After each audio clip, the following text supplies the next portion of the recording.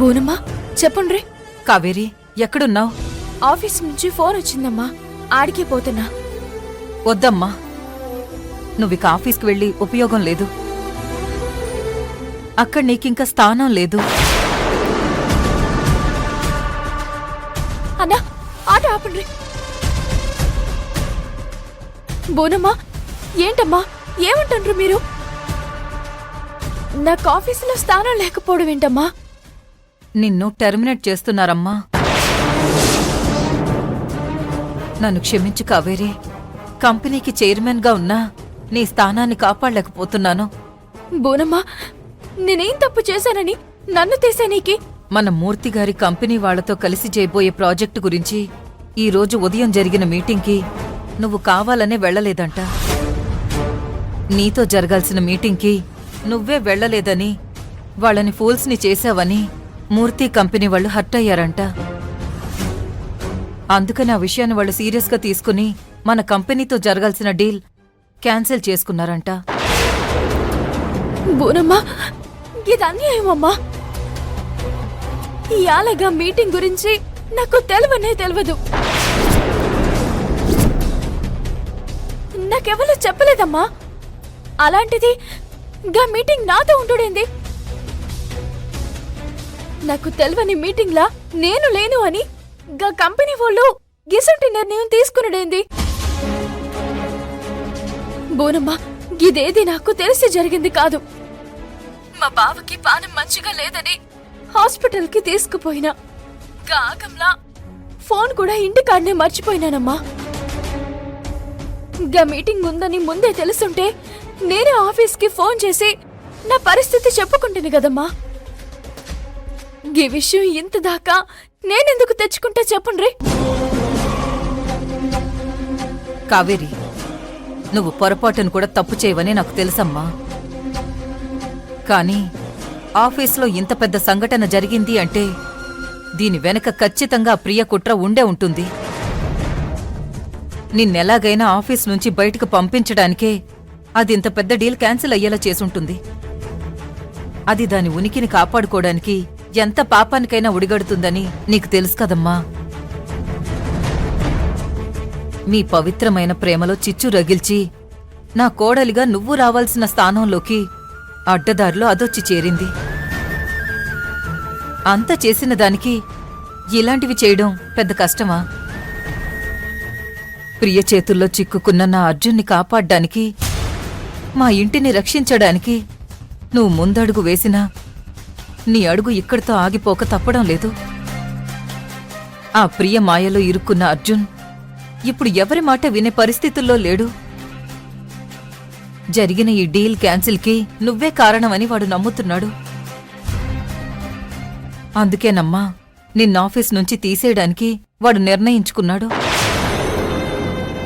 నన్ను క్షమించమ్మా, నేనేం చేయలేకపోతున్నాను.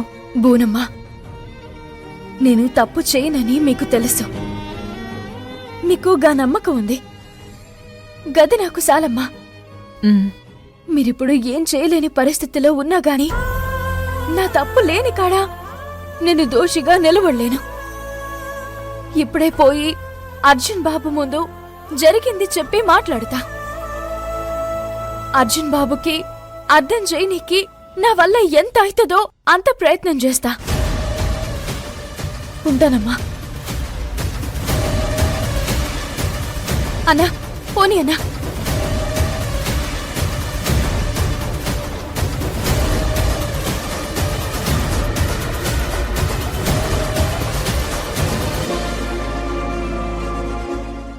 బోనా, ఆ ప్రియ కావేరిని దెబ్బ కొట్టడానికి దాని దుర్మార్గాలది చెయ్యొచ్చుగాక. కాని ఇల్లలగ్గానే పండగ కాదు కదా. దేవుడన్నీ చూస్తుంటాడమ్మా. దాని సంగతి మాత్రం చూడకుండా ఉంటాడా? దిగులు పడక తల్లి. ఆటుపోట్లు లేని సముద్రమూ ఉండదు, అడ్డంకుల్లేని సంకల్పమూ ఉండదు. అంతా మంచే జరుగుతుంది. నువ్వు ధైర్యంగా ఉండు.